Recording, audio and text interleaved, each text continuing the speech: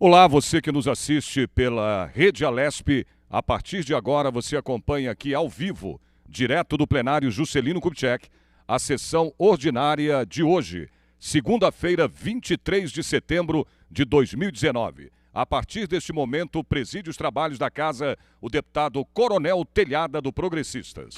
Presente o número regimental de senhoras deputadas e senhores deputados. Sob a proteção de Deus, iniciamos nossos trabalhos. Esta presidência dispensa a leitura da ata da sessão anterior e convida a nobre deputada Leci Brandão para ler a resenha de expediente. Senhor presidente, temos aqui uma indicação de Vossa Excelência, nobre deputado Coronel Telhada, indicando nos termos do artigo 159 da 14ª Consolidação do Regimento Interno ao excelentíssimo senhor governador que insira o inciso 17 e a linha A ao artigo 78 da Lei 10.261 de 68 para dispor sobre a licença paternidade para viúvo. Está lida a resenha, senhor presidente. Muito obrigado, senhora deputada. Vamos, portanto, entrar no pequeno expediente, sendo o primeiro deputado inscrito o deputado Reinaldo Augusto, deputado Major Meca, deputado doutor Jorge Lula do Carmo, deputada Leci Brandão. Vossa Excelência tem um tempo regimental. Lembrando a você, telespectador, que além da Rede Alesp, você também pode acompanhar esta sessão ordinária no pequeno expediente através da internet no nosso site, que é o al.sp.gov.br, e também no YouTube. Neste momento, a deputada Leci Brandão tem a palavra. Coronel Telhada, senhoras deputadas, senhores deputados, público que nos assiste pela nossa TV Alesp, senhores assessores. Senhor presidente, o país está chocado, né, com a morte da Agatha Félix, uma menina de 8 anos, que no último final de semana, lá no Rio de Janeiro, ela foi baleada nas costas. Ela estava dentro de uma Kombi com a avó e voltava para casa. Foi uma coisa assim terrível, não se comenta outra coisa, não só no Rio, como em todo o país. Ela chegou a ser levada para o hospital, mas ela não resistiu. Eu acho que a morte da Agatha é a prova mais recente do fracasso da política de segurança praticada em nosso país. Só esse ano, 16 crianças foram baleadas na região metropolitana do Rio de Janeiro. Né? Dessas 5, né? Dessas 16, aliás, 5 morreram. Esses dados são do Rio, mas essa triste realidade se repete em todo o país. O que está acontecendo na periferia das nossas cidades é um massacre, né? E tem como alvo, a gente sabe, criança, jovem, na sua maioria negros. Eu vou continuar enfatizando isso aqui. E isso tem um nome: genocídio. Todos nós ficamos indignados com o que aconteceu. Jennifer, Cauã, Letícia e agora a Agatha, crianças atingidas por bala perdida no Rio de Janeiro. A gente precisa transformar a nossa revolta e a nossa tristeza em ação. Temos que ter ações. Quantas vidas ainda terão, né, que ser interrompidas para que se dê um basta nisso aí? Afinal de contas, o povo que mora na comunidade, as pessoas não são mentirosas, as pessoas sabem exatamente como é que é a vida delas. Está sendo uma coisa diária, né? A forma como a polícia está entrando lá nos lugares, derrubando barracos, enfim. E quando há uma reclamação por parte das pessoas ligadas à família das crianças, essas pessoas ainda são desmentidas. E isso é muito ruim, isso é muito covarde, né? Eu acho que a gente não quer que outras mães sintam a dor que a mãe da Agatha está sendo nesse momento. Eu acho que nenhuma nota de pesar vai fazer diminuir a dor dessa mãe, mas uma política de segurança que pense de verdade no cidadão, eu acho que seria a esperança de outras mães. Não vão mais poder, sabe, ter que estar enterrando o filho todo dia. A gente liga a TV no Rio de Janeiro, todos os dias é enterro de criança inocente que foi baleada por bala perdida, né? Mas, a julgar pelo silêncio das autoridades de lá, tem gente lá que não falou nada e fala um monte de coisa fora de hora, né? Eu acho que pelo silêncio daqueles que podem tomar medidas para mudar essa situação, nós vamos, infelizmente, continuar a ver crianças sendo assassinadas pelo Estado e por uma política de segurança genocida. Inclusive, eu acho que é uma leviandade quando uma autoridade chega e diz que o avô da menina, que a família, são protetores dos traficantes, que eles são os escudos que os traficantes se escondem para poder, né, argumentar contra a polícia. A questão não é essa. A gente, inclusive, sabe que eu, Leci Brandão, eu não tenho nada contra a ação da polícia. O que eu tenho é contra a ação que a polícia do Rio de Janeiro está tendo lá, porque eles não querem saber de nada. Eles chegam, atiram, bala para todo lado, entendeu? E fica por isso mesmo. Então, as famílias estão lá enlutadas, as crianças estão indo embora, a menina fazia balé, uma menina alegre, né? O avô ficou desesperado, e aí as pessoas vão para a rua e fazem barricada, interrompe o trânsito. Fica uma balbúrdia, mas a gente não pode nem reclamar quanto a isso. O que a gente quer é que o senhor governador lá do Rio de Janeiro, ele mude um pouco o procedimento que ele está tendo, porque esse negócio está pegando o helicóptero, tá? E mandar tirar, sabe, lá embaixo, de qualquer jeito, não é por aí. Eu acho que a gente tem que fazer uma política de segurança diferente. Eu sou uma pessoa nascida no Rio de Janeiro, né?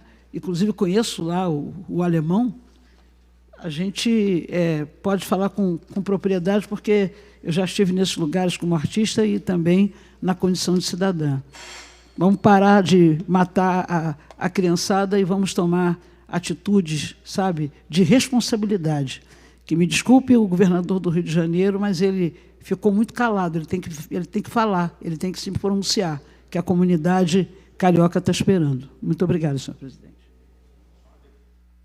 Senhora deputada, solicito que Vossa Excelência assuma a presidência dos trabalhos para que eu possa fazer uso da palavra. Neste momento, assume a presidência desta sessão a deputada Leci Brandão, do PCdoB, para a fala do deputado Coronel Telhada, do Progressistas. Seguindo a lista de oradores inscritos, convido o nobre deputado Coronel Telhada para o uso da palavra pelo tempo regimental. Muito obrigado, senhora presidente, deputados, assessores, funcionários aqui presentes, a todos que nos assistem pela TV Alesp. Quero cumprimentar aqui os policiais na nossa assessoria policial militar, na figura da Cabo Vânia, do soldado Monteiro e da soldado Raquel. Agradecer sempre o empenho que os senhores têm dado ao serviço da segurança aqui da Assembleia Legislativa. Quero iniciar saudando as cidades aniversariantes. No último sábado, dia 21, aniversariaram as cidades de Pedrinha Paulista e Guariba, cidades de Pedrinhas Paulista e Guariba. E na data de hoje, a querida cidade de Serra Negra, deve estar bem frio lá, né? Alto da Serra, Serra Negra deve estar bem frio. Um abraço a todos os amigos e amigas da querida cidade de Serra Negra. Quero saudar também que no dia 21 de setembro, no último sábado, foi o dia do policial militar ambiental. Para quem todos lembrem, dia 21 de setembro é o dia da árvore, né? E também passou a ser o dia do policial militar ambiental. Parabéns a todos os homens e mulheres do nosso policiamento ambiental, que tem feito um trabalho forte junto à proteção dos nossos mananciais. Muitas mortes a lamentar, a primeira de um policial militar lá do Nordeste, especificamente de Natal, o policial militar Adailton Cristiano Silva, que foi executado a tiros durante um roubo na região de Veracruz, região metropolitana de Natal, na sexta-feira, dia 20. O que aconteceu? O policial estava andando, foi reconhecido como sendo policial militar e simplesmente dispararam contra o policial Adailton Cristiano Silva, que era sargento da Polícia Militar e trabalhava no 11º Batalhão. Durante o percurso para casa, ele foi surpreendido por pelo menos 3 assaltantes. Perceberam que ele era o sargento, mandaram-no ajoelhar e atiraram na cabeça dele. Isso não é roubo, isso é execução. Isso que eu não vejo ninguém reclamar aqui. Não vejo ninguém reclamar. A senhora falou há pouco do genocídio, sim. Nós temos um genocídio no Brasil, sim, de policiais militares, das forças de segurança. E ninguém se manifesta. Eu venho aqui diariamente me manifestar. E ninguém fala nada. Por quê? Porque não interessa a vida dos policiais militares. Estão mais preocupados se estão matando um cachorro na rua do que estão matando policiais militares. A grande realidade é essa, infelizmente. No Rio de Janeiro, eu ouvi atentamente o discurso da senhora que me antecedeu, e a senhora falou que a 5ª criança morta, uma fatalidade, não há dúvida disso. Ninguém deseja, seja criança, adulto, velho, seja o que for, mesmo que seja um animal, ninguém deseja que a morte de um inocente durante o atendimento de ocorrência. Mas, infelizmente, acontece isso. E como eu digo, sempre que tem bala perdida, sempre é da polícia. Não é novidade para mim, eu gasto novidade, não é novidade. Toda bala perdida é da polícia. Então, eu tenho que passar, como eu passo diariamente, policial sendo executado, policial tomando tiro para se acreditar. No Rio de Janeiro, nesse final de semana, foram 2 policiais. No último domingo, dia 22, foram enterrados 2 cabos da Polícia Militar. São 45 policiais militares mortos no Rio de Janeiro. 45. Alguém se preocupa? Alguém se preocupa, Gil? A gente não vê ninguém se lamentar, principalmente de partido de esquerda, não vê. Não vê se lamentar, porque a tendência é jogar contra a segurança, como se o policial tivesse prazer em matar alguém. O governador Witzel tem feito um trabalho forte, mas infelizmente esse problema de bala perdida não é culpa do Witzel, ele já vem acontecendo há muito tempo. Desde que eu me conheço como policial, infelizmente, acontece isso em todo o país. Infelizmente, é fatalidade, e a gente sente muito isso de verdade. O primeiro policial morto, é esse que está na foto, né? O outro, por favor, o outro, esse, é o cabo Felipe Brasileiro Pinheiro, 34 anos, um pouquinho mais velho que o meu filho. Foi baleado numa operação no Complexo do Alemão, na Zona Norte, no último domingo. Estava internado em estado grave e levou um tiro no peito na comunidade Nova Brasília. Ele estava de serviço. Ele integrava o grupo de intervenção tática da unidade de polícia pacificadora do Alemão. Foi morto, foi enterrado. Hoje ele está dentro de um caixão, apodrecendo. O próximo é o Leandro, outro policial militar, cabo Leandro de Oliveira Silva, 39 anos. Foi baleado na cabeça, tiro na cabeça.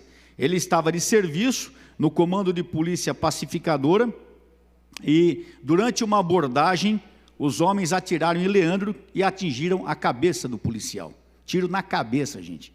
Foi socorrido, não resistiu aos ferimentos. Ele era casado, estava na corporação há 8 anos. Então, mais 2 policiais militares mortos no Rio de Janeiro. E com isso, são 45 policiais militares mortos. Só para encerrar, senhora presidente, eu tenho um vídeo, deixa no ponto, Machado, por favor, de uma operação que aconteceu nesse final de semana, especificamente na Zona Leste de São Paulo, no domingo. Pode rodar o vídeo, por favor, Machado. Deixa o som comigo aqui. Pode colocar o vídeo. Pode colocar o som, pode colocar o som. 35 veículos na Zona Leste, isso no fim de semana.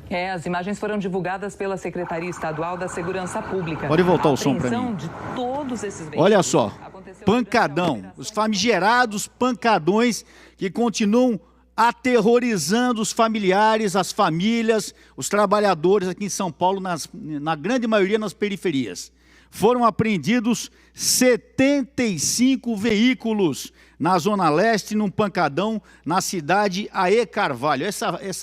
Essa filmagem, esse vídeo, é do comboio de guinchos levando os autos apreendidos. Pode voltar para mim, por favor. 75 autos. Foram apreendidos 49 automóveis e 26 motocicletas. Uma pessoa foi presa em flagrante e 3 CNHs foram apreendidos. Agora eu pergunto aos senhores que nos assistem, graças a quem está sendo feita essa apreensão? Graças, lógico, ao trabalho da Polícia Militar e graças à lei que nós conseguimos votar nessa casa, o Coronel Camilo e eu, a Lei 16.049, que permitiu que se fizesse essas operações. Então eu quero aqui parabenizar o comando da Polícia Militar e solicitar que essas operações prossigam todas sextas, sábados e domingo.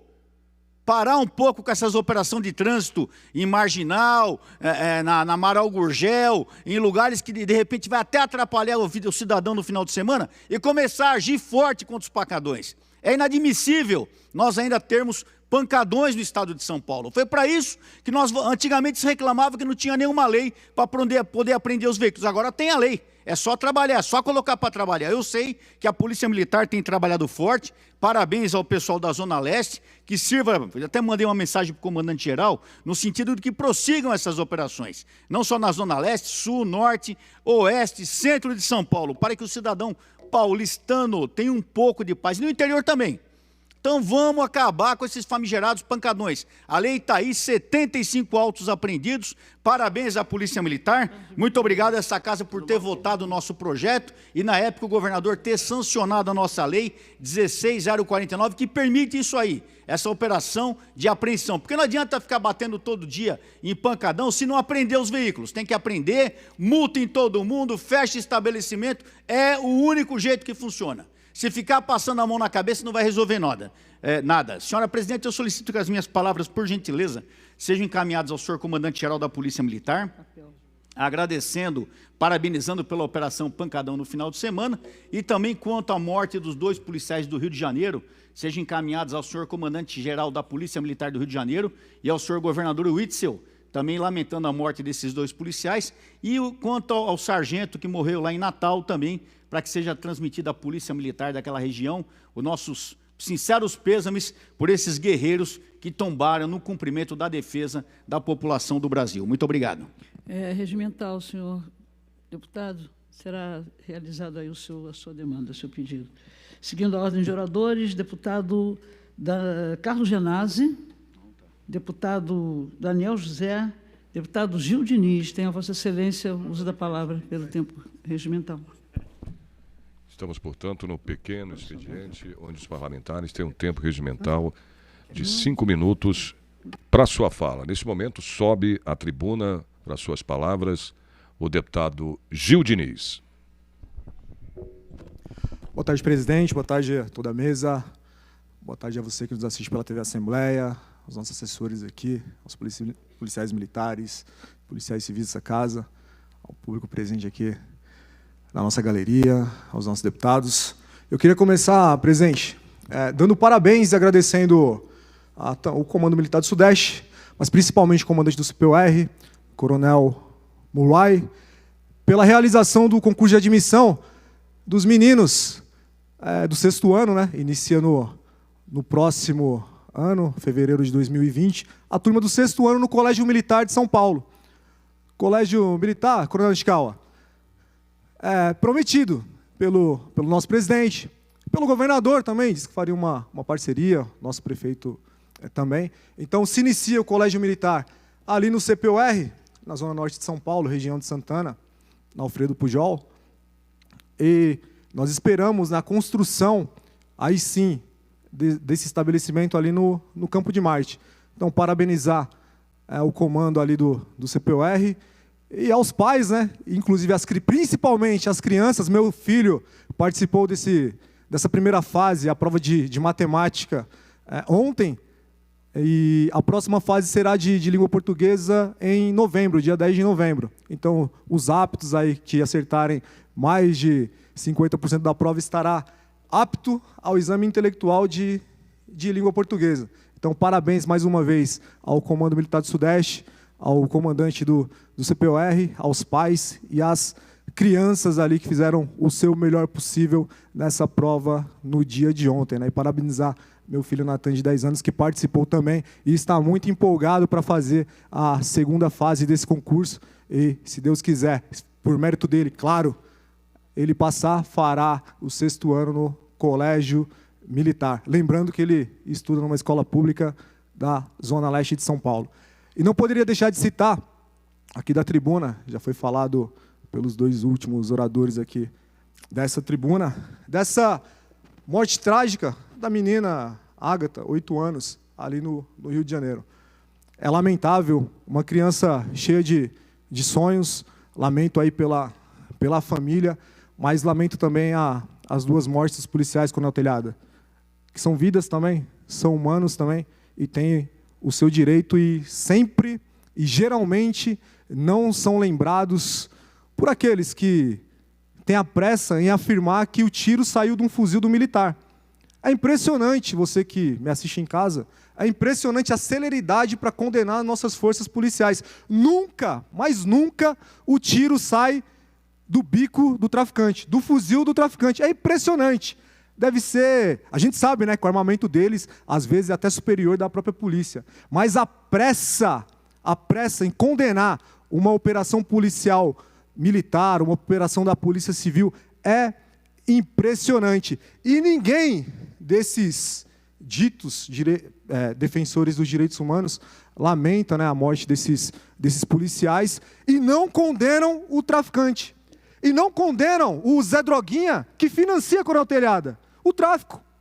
Aquele maconheiro, aquele cheirador de cocaína, aquele cracudo que vai lá no morro financiar o tráfico. É impressionante. Eu vi é claro, né, a droga é uma chaga na sociedade, nós sabemos disso.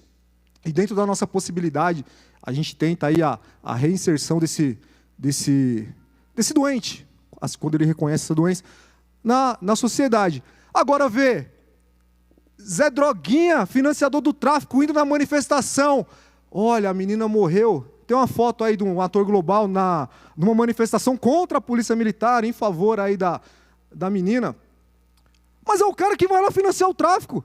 É ele que está financiando, ele comprando sua farinha, comprando sua cocaína no morro. Pelo amor de Deus. Vi um deputado estadual, lá do Rio Grande do Sul, dizendo que o culpado é o Estado porque proíbe o consumo de entorpecente, de cocaína, de maconha, e que dá um monopólio para o traficante. É isso mesmo, nós queremos combater o traficante. É isso mesmo. O combate ao tráfico, o combate a esses criminosos não vai acabar com o consumo. Enquanto tiver usuário, enquanto tiver essa demanda, vai existir. Mas a analogia, até que um seguidor meu colocou lá, olha, nós temos o corpo de bombeiro, nós combatemos os incêndios, vai continuar existindo incêndio, mas nós temos que combater, e nós vamos continuar combatendo o tráfico, o estupro, o homicídio, mesmo sabendo que vão ter homicidas. Nós queremos o quê? Prendê-los, que cumpram aí a sua pena, assim como nós queremos combater sim o traficante, e dar condições das nossas forças de segurança de combater esses marginais. Então eu queria pedir que envie, Coronel Telhada, as minhas palavras, tanto para o comandante-geral da Polícia Militar do Rio de Janeiro, quanto para o senhor governador do Rio de Janeiro, essas nossas palavras de incentivo, sim, ao combate ao crime organizado, ao combate ao tráfico de drogas. Esse, sim, responsável pela morte, inclusive, dessas crianças, quando há essas operações nos morros do Rio de Janeiro e aqui no nosso estado de São Paulo também. Muito obrigado, senhor presidente. Muito obrigado, deputado. Solicito, então, que as palavras do deputado Gildini sejam encaminhadas ao senhor comandante-geral da PM, aqui de São Paulo, e ao senhor governador do estado do Rio de Janeiro. Próximo deputado, o deputado delegado Olim. Pela lista suplementar. Delegado Olim, Coronel Telhada presidindo os trabalhos, deputado Enio Lula Tato, deputado Jorge Wilson, xerife do consumidor, deputado Carlos Gianazzi, deputado Vinícius Camarinha, deputada Janaína Pascoal. A senhora fará uso da palavra? Então, a senhora tem o tempo regimental. Acompanhe também essa sessão ordinária na internet, no al.sp.gov.br e no YouTube. E a Rede Alesp transmite essa sessão ao vivo aqui do plenário Juscelino Kubitschek.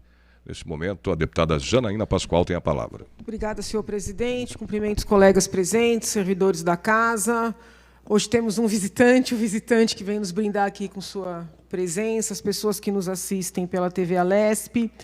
Bom, eu queria tratar de saúde. Na sexta-feira, eu atendi 4 cirurgiãs pediátricas que vieram abordar várias questões relativas à saúde das crianças. E, dentre essas questões, uma me chamou muito a atenção. Segundo essas médicas, a Anvisa proibiu um medicamento muito importante para o tratamento de uma doença que acomete crianças no nosso país. Crianças que estão hoje na UTI, crianças que precisam ser operadas, e se o medicamento estivesse disponível, essas crianças não precisariam ser operadas. Crianças que precisam ser entubadas, e se o medicamento estivesse disponível, as crianças não precisariam ser entubadas, tá? São crianças muito pequenas, acometidas por uma doença chamada linfogioma. As médicas me mostraram as fotos. Eu não vou projetar as fotos aqui, porque eu não quero expor a imagem, a intimidade das crianças, mas são crianças, talvez até quem está nos assistindo já tenha visto, que os vasos linfáticos ficam comprometidos e o pescocinho vai inchando, inchando, inchando, inchando, como se fosse mesmo explodir. E se elas tivessem esse remédio disponível, elas poderiam ser tratadas apenas pela via medicamentosa, tá? Nem é uma questão econômico-financeira. Não é que não compram os remédios que estão disponíveis no mercado. A Anvisa proibiu o medicamento. O nome do medicamento é bleomicina. Segundo as médicas, não existe uma explicação plausível para esta proibição. Estas mesmas médicas trouxeram uma outra questão que me pareceu muito grave. Disseram que a Anvisa também não certifica no Brasil um aparelho chamado neuroestimulador. Tá? Esse aparelho serve... Não sei se as pessoas que estão nos acompanhando sabem, quem está aqui se sabe, mas algumas crianças nascem sem a perfuração do ânus. Nascem sem ânus. Essas crianças, depois de um tratamento, precisam passar por uma cirurgia, tá? Para que a perfuração do ânus seja feita, né? Com este aparelho chamado neuroestimulador. Tá? É um aparelho que não é caro, é um aparelho que existe no mercado, que existe nos outros países, mas, por alguma razão não explicada, a Anvisa não permite sequer importar. A situação é tão grave que, se um médico desses for para o exterior, adquirir com dinheiro próprio o aparelho e quiser trazer para utilizar nos seus pacientes, não pode. Tá? Então, eu até já escrevi sobre isso nesse fim de semana nas redes sociais, mas agora de maneira oficial, solicitando ao nosso presidente que encaminhe essa fala para o ministro da Saúde, porque não adianta mandar para o secretário da Saúde, que é uma questão federal, e, se for possível, também para os dirigentes da Anvisa, né, para que tomem providências no sentido de autorizar a entrada desse aparelho no país e, sobretudo, a entrada desse medicamento, a bleomicina. As médicas trouxeram 2 casos concretos, um bebezinho no Rio de Janeiro, outro na Bahia, que podem ser submetidos a uma mutilação numa cirurgia desnecessária pela falta de um medicamento que a Anvisa não consegue explicar porque está proibido. Essas mesmas médicas trouxeram uma outra situação que acabou, assim, vamos dizer assim, explicando um fato que eu venho, de alguma maneira, denunciando aqui reiteradamente. Todos são testemunhas que, nas minhas muitas visitas às maternidades, eu tenho deparado com um quadro de quase uma epidemia de sífilis. Eu venho falando sobre isso, pedindo que as mulheres grávidas façam exames, vão procurar o sistema de saúde. Essas médicas disseram que muito dessa epidemia de sífilis também se deve à falta da bezetacil, aquela injeção que todos nós tínhamos medo quando éramos pequenos. A bezetacil é o tratamento que existe para sífilis. A falta da bezetacil no mercado tem gerado, claro, ao lado das pessoas não procurarem tratamento, não fazerem prevenção, mas tem gerado o aumento dos casos de sífilis. E sífilis em mulheres grávidas significa sífilis congênita, que pode gerar prematuridade e morte, tá? E sequelas neurológicas também. Esse ponto da bezetacil chamou a minha atenção. E aí, talvez não seja objeto do Ministério da Saúde, ou seja, mas na minha visita à FURP, as pessoas que me receberam mostraram que a FURP produz bezetacil, tá? Então, é um problema que se liga a um segundo problema, que é a questão do desejo do governo do Estado de privatizar ou extinguir a FURP, tá? Então, coincidência ou não, na sexta-feira, aqui, ao final do dia, eu recebi 4 cirurgiãs pediátricas que me trouxeram um problema real, de remédios proibidos no Brasil, de aparelhos, né, proibidos no Brasil, que não são caros, né, que elas não sabem explicar por que estão proibidos.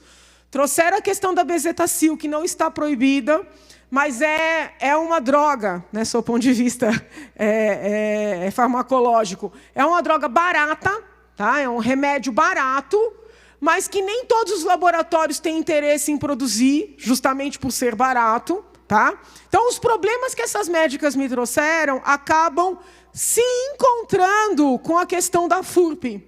Porque o argumento das pessoas que estão contra a privatização da FURP e a desestatização da FURP é justamente, o argumento central é justamente o de que os laboratórios privados não terão interesse econômico em produzir os remédios produzidos pela FURP. Eu não sei se eu peço para me inscrever de novo, eu já sigo? Então, eu gostaria de dividir aqui com os colegas uma preocupação profunda que eu tenho com a decisão do governador de tratar a FURP e o Oncocentro, isso foi noticiado neste final de semana, muito embora já houvesse alguns boatos, inclusive aqui na casa, tratar a FURP e o Oncocentro como se fossem empresas como outras quaisquer. Tá?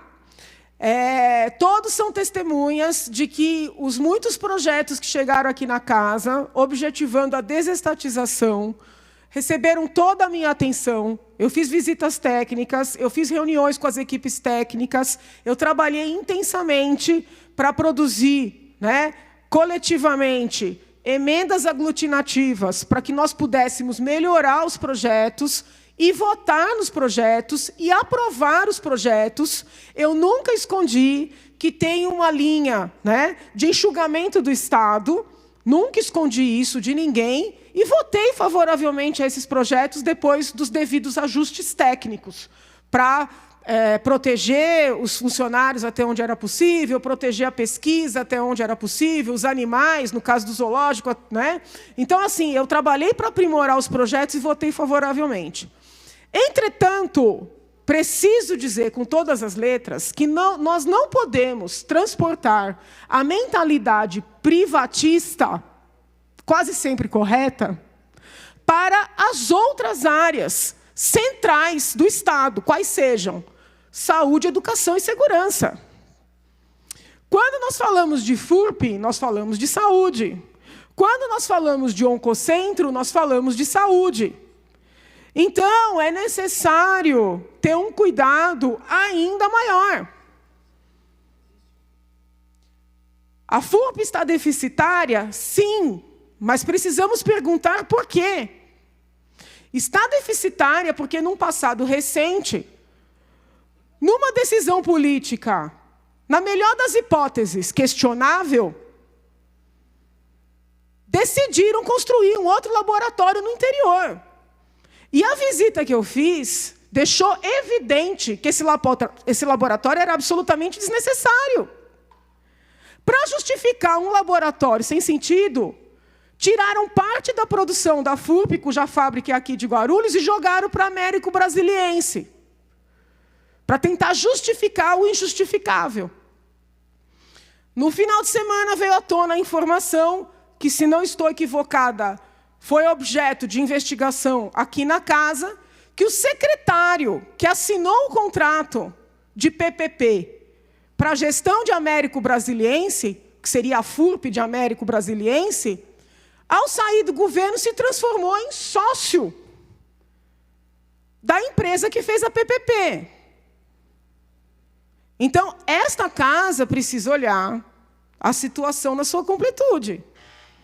Não estamos apenas diante de uma discussão enxugamento do Estado ou não enxugamento do Estado. Estamos falando de saúde, estamos falando da segurança na produção de remédios, estamos falando de instalações de ponta, porque, muito embora sejam equipamentos um pouco mais antigos, são equipamentos em uso e equipamentos de qualidade. E estamos falando de um endividamento que não foi causado pela empresa, que foi causado, no mínimo, por uma decisão errada. Dados os fatos que vêm à tona, talvez fosse caso até de judicialmente arguir a nulidade desse contrato. E aí os 75 milhões, algo em torno disso, que a FURP deve por força da construção de Américo Brasiliense, seriam cancelados. Porque é difícil acreditar que o secretário que assina o contrato, alguns meses depois se transforma em sócio, e que isso seja algo, vamos dizer assim, não passível de ser questionado. E é difícil aceitar extinguir uma empresa importante para a saúde do Estado e do país, porque fornece para o Ministério da Saúde, por força de um débito criado por um contrato possivelmente nulo. Vou fechar, viu, senhor presidente? Só mais um minutinho. Eu acabei de receber uma equipe representando o Oncocentro. Amanhã, como terça-feira é um dia pesado aqui na casa, eu não poderei visitar o Oncocentro, mas a minha equipe vai. No Oncocentro, produzem-se próteses para brasileiros vítimas de câncer de pescoço, cabeça e pescoço, no país inteiro. O governador quer fechar o Oncocentro. Veja que eu não estou fazendo isso com um tom de ataque, nem de agressividade. Aqui não me preocupa quem é o partido A, quem é o partido B, quais são as pretensões políticas, partidárias, eleitorais do futuro próximo, do futuro longínquo. Agora, nós temos que olhar para as coisas como as coisas são. Quem é que vai produzir próteses para as vítimas de câncer no Brasil inteiro, se o Oncocentro vai ser fechado? Então, eu vou seguir estudando esses dois temas, FURP e Oncocentro, nos próximos dias. Tenho até suspendido outras reuniões para poder focar, ao lado da questão dos hormônios, que ainda vou falar a respeito essa semana. Mas eu peço aos colegas, encarecidamente, sensibilidade, para que nós compreendamos que esses dois pontos têm que ser olhados de uma maneira diferente daquela com a qual analisamos os projetos anteriores nesse grande pacote de desestatização. Muito obrigada, senhor presidente. Perfeito. Portanto, está encerrado o pequeno expediente, tendo em vista que não há mais deputados inscritos. Eu consulto os deputados na casa, se nós podemos levantar os presentes de trabalho. Os senhores têm mais alguma coisa? Por favor, fique à vontade. Presidente, só uma comunicação. É regimental, deputado. Ontem foi, acho que a deputada Janaína participou da Marcha pela Vida na Avenida Paulista. Assessores meus compareceram, não pude comparecer, infelizmente, mas deixar aqui os parabéns também aos organizadores e a quem participou. Na quinta-feira próxima, nós vamos abrir a nossa frente parlamentar em defesa da vida também, todos convidados, às 18h30, aqui na Assembleia Legislativa, e várias lideranças ali que estavam na Marcha pela Vida desse último domingo estarão presentes. E como eles dizem lá na marcha, se tiver que ser salva alguma vida ali, que sejam salvas as duas vidas. E faço coro aqui também à deputada Janaína. Não tenho opinião formada ainda, Janaína, sobre esses dois assuntos que a senhora colocou, mas que possamos discutir dentro da bancada também essas posições e os argumentos, as informações que a senhora traz são bastante válidos, quando a gente olha somente pela senha privatista, que, como muitos falam, nós tendemos a sempre votar pelo enxugamento do Estado, só que, como a senhora colocou, está dentro do que nós defendemos também, como o papel do Estado, a segurança pública, a saúde e a educação. E, nesse caso da FURP, a saúde também está englobada nisso. Então, vamos estudar sim, vamos debater com os nossos pares, e nosso voto já não está entregue aí ao líder do governo, não. Muito obrigado, senhor presidente. E se houver acordo entre as lideranças, levantar a presença de sessão.